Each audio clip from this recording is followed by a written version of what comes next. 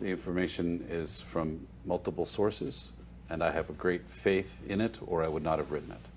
So while I cannot tell you the names of my sources because they came to me with the condition of anonymity, they were very specific in that they were bank accounts in the British Virgin Islands, and that those accounts had across those accounts there is some 15 billion US dollars. This amount, $15 billion, is larger than the gross domestic product of many African countries. And so it is not surprising that Kabila and his allies deny that they have enriched themselves through corruption.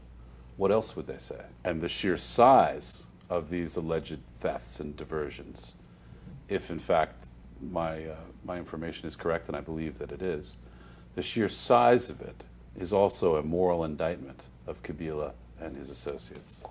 The sheer size of it points the finger at Kabila and asks the question, if that $15 billion was not in an offshore account, but in the Congo, how much good could it do? How many people could it feed? How many miles of roads could it build? How many hospitals could it build? Exactly. So I think there should be an international investigation done by trusted third parties that could investigate these charges and examine these offshore accounts in the Virgin Islands, the British Virgin Islands and elsewhere, and see what the truth of the matter is. And if Kabila is as innocent as he claims, he should fully cooperate with this investigation. If the man has nothing to hide, let him cooperate. I doubt he will cooperate. But that tells us something too, doesn't it?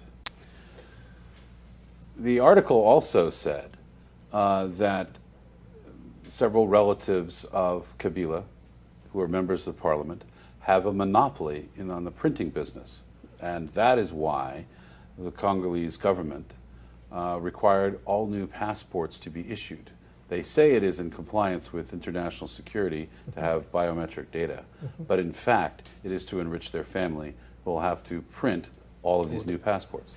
And if Kabila wants to rehabilitate himself in the eyes of the world, he could urge that a law be passed that says that any deputy serving in the parliament or that has served in the parliament may not have a government contract. I mean, we must close this conflict of interest with which on one hand somebody's a deputy of the people, and on the other hand someone is getting rich from a government contract. There is nothing wrong with being a rich man who owns a company and getting richer by running that company, and there is nothing wrong with being a deputy in parliament and representing your people. But there is a problem doing both at the same time. Every decision you take, people will naturally wonder, is it for the good of the people or the good of the pocketbook? Frankly, the members of Kabila's family would have to be Roman Catholic saints to avoid a temptation of this size.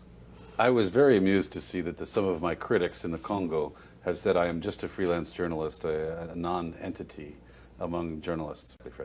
And so I thought I should tell you some of my credentials. I have written 4 New York Times top 10 best-selling books. I was on the staff of the Wall Street Journal in Brussels and in New York. I was on the staff of the Sunday Times of London on its investigative team. I've been published in every major publication in the United States and many important publications in Europe. I've been to 38 African countries over the last 17, 18. Well, first of all, I should explain one of the conventions of American journalism is to say things like allegedly and seems for legal reasons. So the care with which those words were written is to make sure that they are both precise but also do not lead to lawsuits.